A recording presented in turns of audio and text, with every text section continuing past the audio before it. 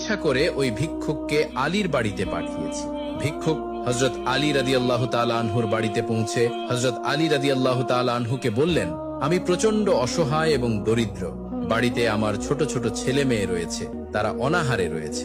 আমি শুনেছি আপনি একজন ধনী ব্যক্তি এবং দানশীল ব্যক্তি। আপনি আমাকে কিছু অর্থ দিয়ে সাহায্য করুন। হযরত আলী রাদিয়াল্লাহু তাআলা আনহু বললেন, তুমি আমার কাছে সাহায্য চাইছো তা ঠিক আছে, কিন্তু আমি যে ধনী ব্যক্তি, তুমি এ কথা বললে কেন? তোমাকে কে বলেছে আমি ধনী ব্যক্তি?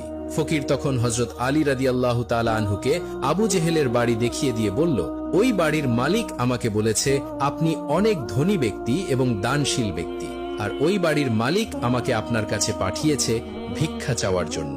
ফকিরের কথা শুনে হযরত আলী রাদিয়াল্লাহু তাআলা আনহু সবকিছু বুঝতে পারলেন, কেননা আলী রাদিয়াল্লাহু তাআলা আনহু ছিলেন একজন বিচক্ষণ এবং জ্ঞানী ব্যক্তি। হযরত আলী রাদিয়াল্লাহু তাআলা আনহু বুঝতে পারলেন আবু জেহেল ইচ্ছাকৃতভাবে এই ফকিরকে তার বাড়িতে পাঠিয়েছে, কেননা আবু জেহেল ভালো করে জানে আলী কোনো ভিক্ষা দিতে পারবে না। হযরত আলী রাদিয়াল্লাহু তাআলা আনহু ভালো করে বুঝতে পারলেন, আমি যদি এই ফকিরকে ভিক্ষা দিতে না পারি, তাহলে এই বিষয়টি নিয়ে আবু জেহেল এবং তার সহচররা মক্কার মানুষদেরকে বলে বেড়াবে, আমার নবীর শান ও মানকে খাটো করবে, আমার নবীর মর্যাদাকে ক্ষুণ্ণ করার চেষ্টা করবে। অতঃপর হযরত আলী রাদিয়াল্লাহু তাআলা আনহু ভিক্ষুককে বললেন, আমি তোমাকে অবশ্যই ভিক্ষা দেব।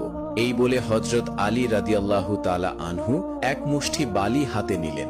ওই এক মুষ্টি বালি ভিক্ষুকের চাদরে দিলেন আর বললেন, তুমি শক্ত করে ধরে থাকো। তোমাকে যে ব্যক্তি ভিক্ষা নেওয়ার জন্য আমার বাড়িতে পাঠিয়েছে, তুমি সেই ব্যক্তির বাড়িতে যাবে এবং তাকে গিয়ে দেখাবে আমি তোমাকে কি ভিক্ষা দিয়েছি। তবে সাবধান, রাস্তায় তুমি কখনো তোমার চাদর খুলে দেখবে না।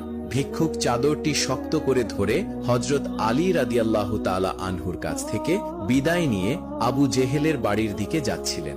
ভিক্ষুক খেয়াল করছিলেন, সে যখন আবু জেহেলের বাড়ির দিকে যাচ্ছিলেন, তার টোপলাটি আস্তে আস্তে বড় হচ্ছিল।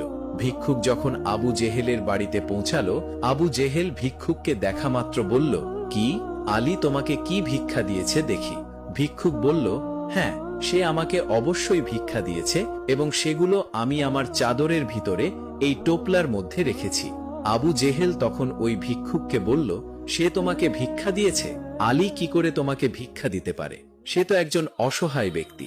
আলী তো নিজেই খেতে পায় না। সে আব্দুল্লাহর এতিম পুত্র মোহাম্মদের বাড়িতে থাকে। মোহাম্মদ দয়া করে তাকে খাবার দিলে সে খেতে পায়, না দিলে সে অনাহারে থাকে। সে কি করে তোমাকে ভিক্ষা দিবে? ফকির তখন বলল, ওই ব্যক্তি আমাকে ভিক্ষা দিয়েছে এবং ভিক্ষা দেওয়ার পর বলেছে আমি যেন রাস্তায় এই টোপলাটি খুলে না